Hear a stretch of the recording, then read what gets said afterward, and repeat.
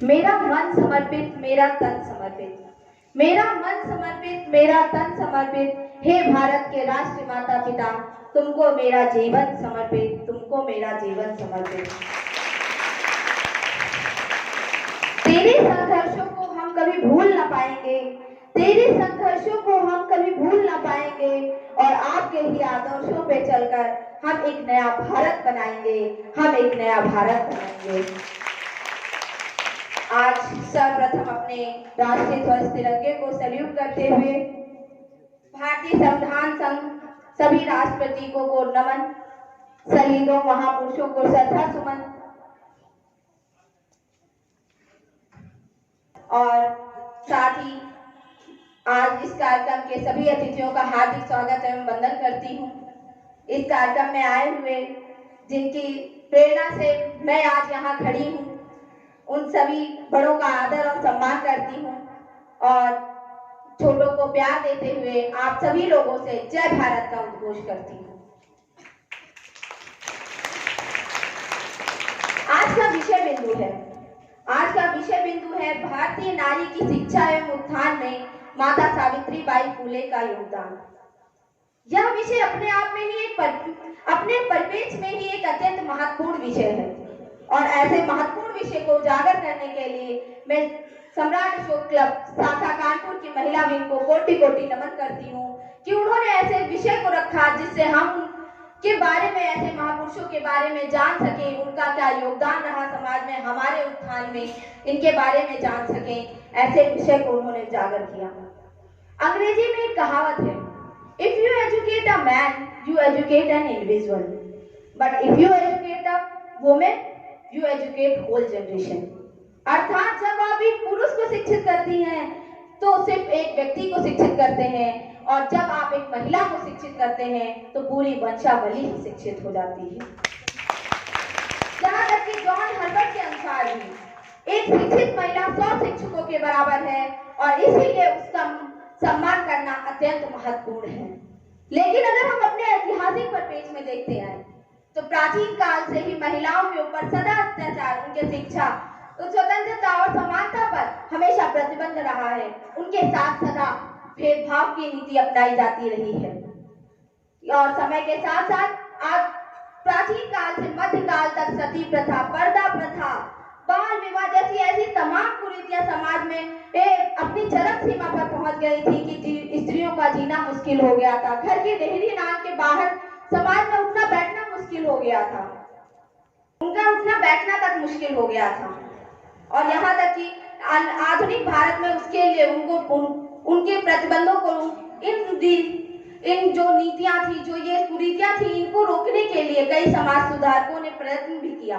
राजा राम मोहन रॉय, विद्यासागर रॉय जैसे समाज सुधारकों ने बाल विवाह, पर्दा प्रथा जैसे उन पे रोक लगाने के लिए ब्रिटिश गवर्नमेंट के साथ मिलकर नियम भी बनाए।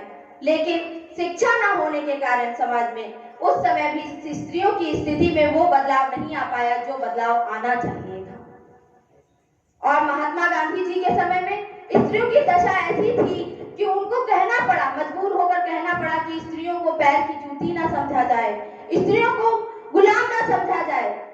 तो सोचिए, जब गांधी जी के समय में ऐसी स्त्रियों की स्थिति थी तो ज्योतिबा राव फूले जी और माता सावित्री बाई फूले जी के समय में क्या स्थिति रही होगी महिलाओं की।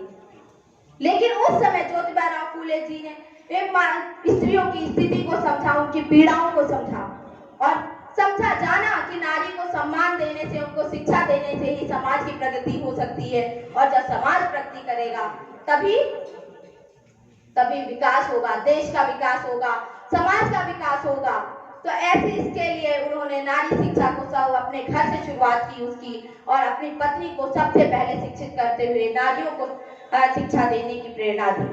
उनकी सोच थी कि न महिला अबला नहीं सबला होनी चाहिए, उनकी सोच थी कि महिला अबला नहीं सबला होनी चाहिए। जीवन कैसे जीना है या उसका अपना फैसला होना चाहिए, जीवन कैसे जीना है या उसका अपना फैसला होना चाहिए।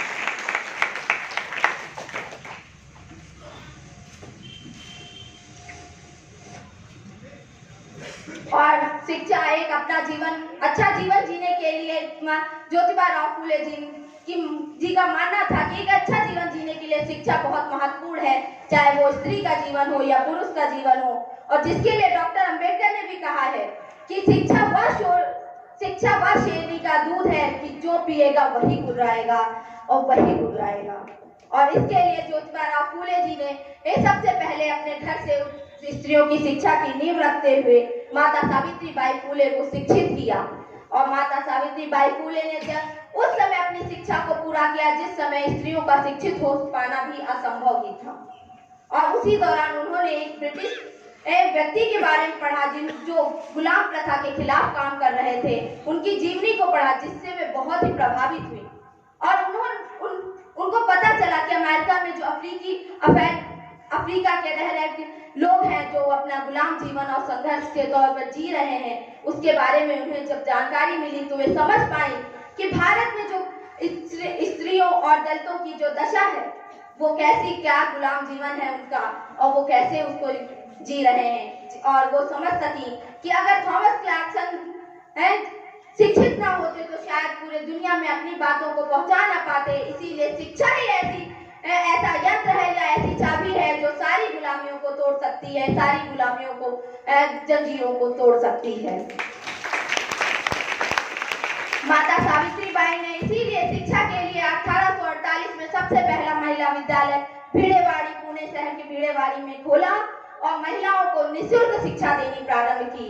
और 4 साल के अंदर ही 18 विद्यालय खोले जहां हर किसी को निःशुल्क शिक्षा दी जाती थी। माता सावित्रीबाई ने सिर्फ हमारी शिक्षा के क्षेत्र में नहीं बल्कि हर क्षेत्र में काम किया है। उन्होंने हर क्षेत्र में महिलाओं का मार्गदर्शन किया है, चाहे वो शिक्षा का क्षेत्र हो, चाहे कविता का क्षेत्र हो, चाहे लेखन का क्षेत्र रहा हो, हर क्षेत्र में उन्होंने बढ़ चढ़कर अपना योगदान दिया है। और उनकी सोच थी कि जब महिलाओं में है शक्तियां सारी, जब महिलाओं में है शक्तियां सारी तब लोग उसे क्यों कहे बेचारी।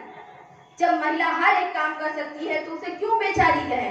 तो इसलिए उस दिन उन्होंने स्त्रियों को संकल्प देते हुए कहा कि अब हम भेदभाव जुल्म मिटाएंगे, दुनिया नई बसाएंगे। भेदभाव जुल्म मिटाएंगे, दुनिया नई बसाएंगे। नया है सफर, नई है डगर, अब हम नारियां आगे ही बढ़ते जाएंगे। अब हम नारियां आगे ही बढ़ते जाएंगे।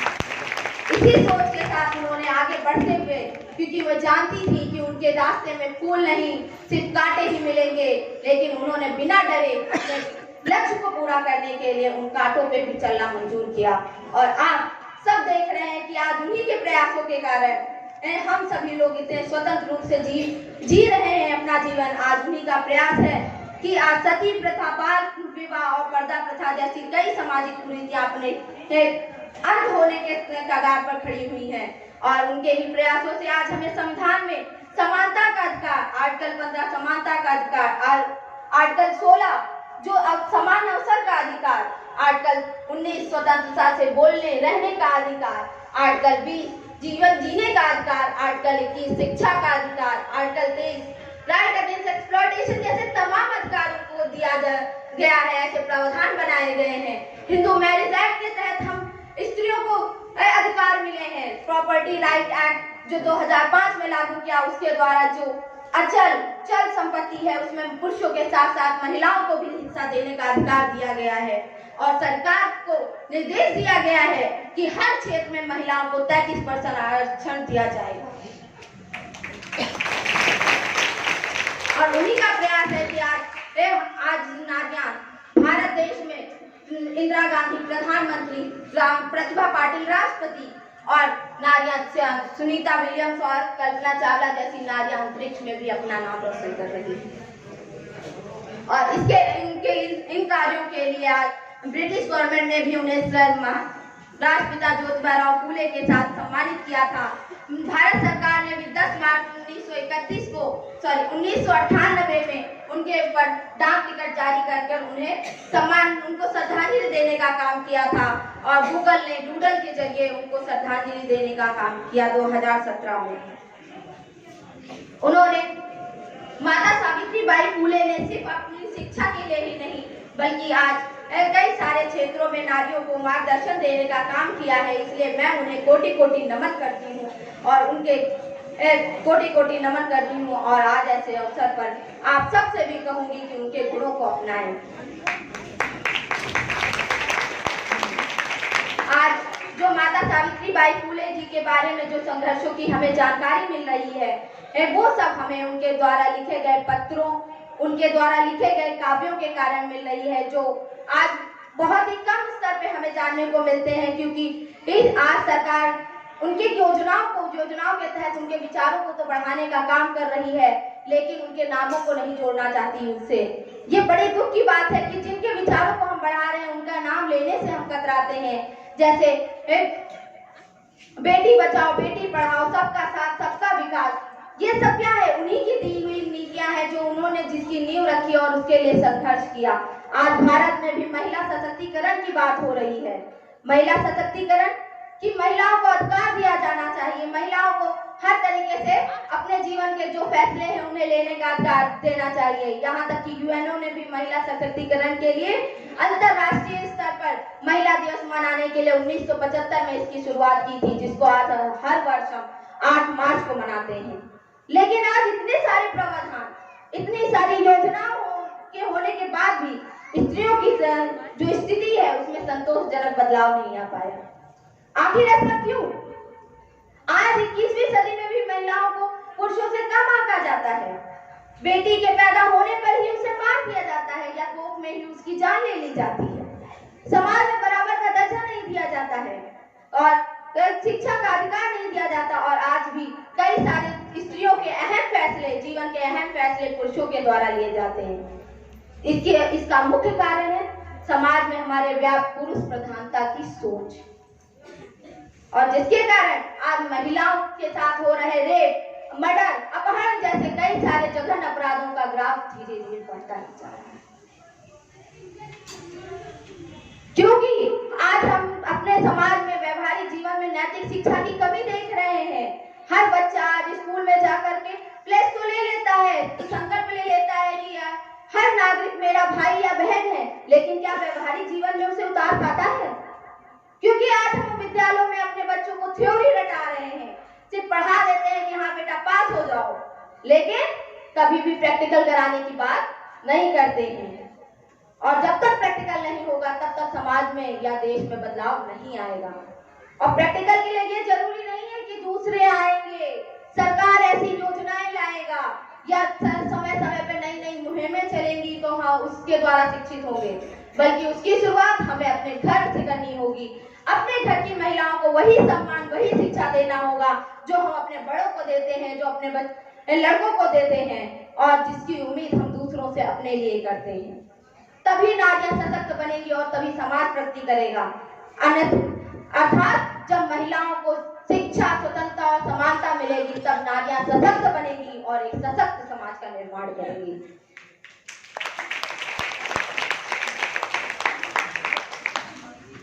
तो ऐसे समाज के लिए मेरा कहना है कि जब नारियों की होगी शिक्षा, जब नारियों का होगा सम्मान, तभी बनेगा देश महान।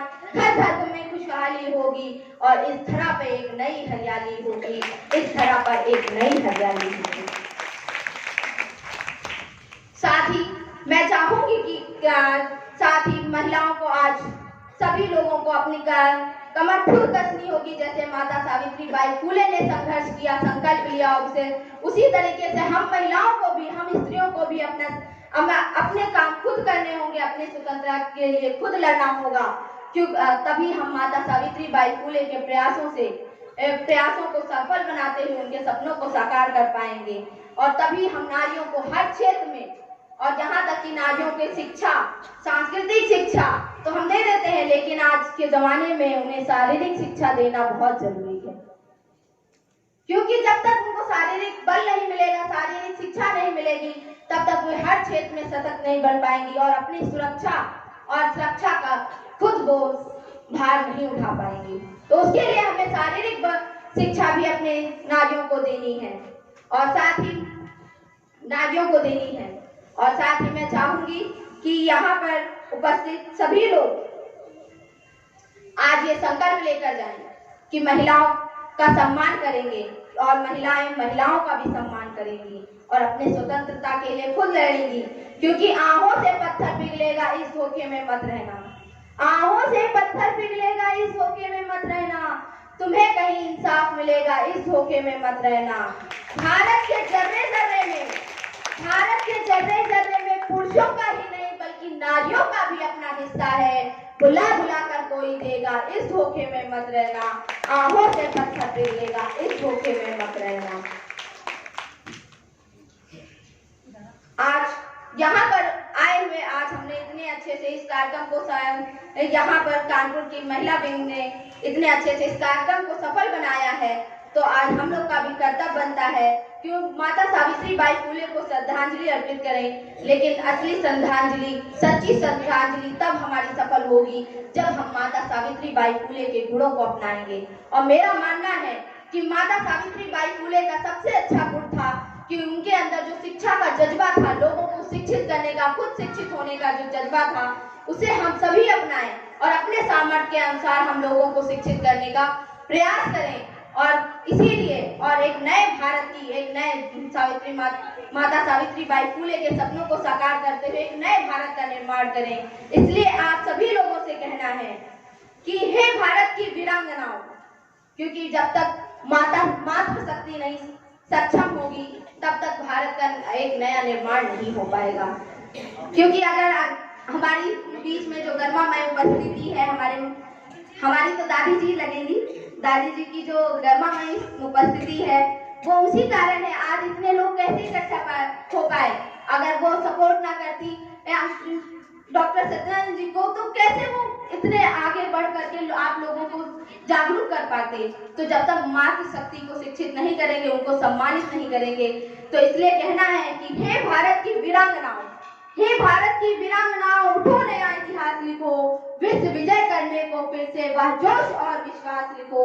नाच रहा नित मोर जहां वह पावन पिपली वन लिख दो, अखंड भारत के निर्माता ने जहां जन्म लिया उस भूमि को अभिनंदन लिख दो।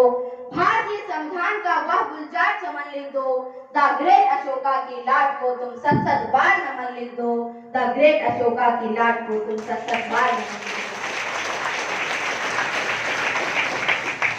और साथ ही मैं पुरुषों से भी उम्मीद करती हूँ, आज ऐसे मुझे लग रहा है कि आज मैं नारियों के कार्यक्रम में आई हूँ, या कहीं नहीं तो कहीं जाना होता है तो आगे खाली 4 कुर्सियों में नारियां बैठी होती हैं और बाकी सब पुरुष से भरे होते हैं। तो आज मुझे बहुत खुशी हो रही है कि कानपुर की टीम ने, महिला विंग ने इतना अच्छा काम किया है और मुझे भी ऐसा गौरव प्राप्त हुआ है कि यहाँ आने का अवसर मिला। तो उम्मीद करती हूँ कि जो पुरुष यहाँ पे आए हैं वे भी, और साथ में जो हमारे दूर दूर तक जो जहाँ तक आवाज आ रही है वो सुन रहे हैं, उन पुरुषों से भी उम्मीद करती हूँ कि राष्ट्रपिता ज्योतिबा फुले की तरह वे अपने चरित्र को बनाएंगे, उनके गुणों को अपनाते हुए उनके जैसा बनने का प्रयास करेंगे और हर महिला को सम्मान देते हुए उन्हें शिक्षा और स्वतंत्रता देने का काम करेंगे, हर महिला को शिक्षा और स्वतंत्रता देने का काम करेंगे। और यहाँ आज की जनता, जो कानपुर की जनता है या कहिए भारत की जनता, क्योंकि एक जगह से बात दूसरी जगह तो पहुंचती है धीरे ही सही, लेकिन जो भारत की जनता है उससे मैं कहूंगी कि सम्राट अशोक क्लब, जैसा आज मैम ने बताया कि वो एक राष्ट्र समर्पित संस्था है और राष्ट्र के नव निर्माण के लिए काम कर रही है, तो उसके संवैधानिक परिपेश में आकर अपने आप को कदम से कदम मिलाकर सम्राट अशोक क्लब के साथ चले और भारत के उस स्वर्णिम इतिहास को पुनः दोहराने का काम करें। इसके लिए मैं आपसे कहती हूँ कि फूले और सावित्री की तरह, क्योंकि उन्होंने बिना कुछ सोचे अपने सब कुछ दरकिनार करते हुए अपने एक पथ पर निकल चुके थे, इसलिए कहना है कि फूले और सावित्री की तरह सब कुछ तुम दरकिनार करो, हे भारतवासी अब पुकार करो। फूले और सावित्री की तरह सब कुछ तुम दरकिनार करो, हे भारतवासी हुंकार भरो। धरती भी अब नैतिकता मांग रही, सब सीमा को नांग रही। चलो उठो ये वीरांगनाओं, संविधान को लेकर रण में उतरो, इतिहास की भी लाज रखो, कदमों तले हर ताज रखो। पत्थर नहीं पहाड़ हो, घायल शेर की दहाड़ हो, अपनी शिक्षा और स्वतंत्रता को स्वीकार करो, हे भारत की वीरांगनाओं अब तुम हुंकार भरो, हे भारत की वीरांगनाओं अब तुम हुंकार भरो। जब खून भरा है नब्जों में,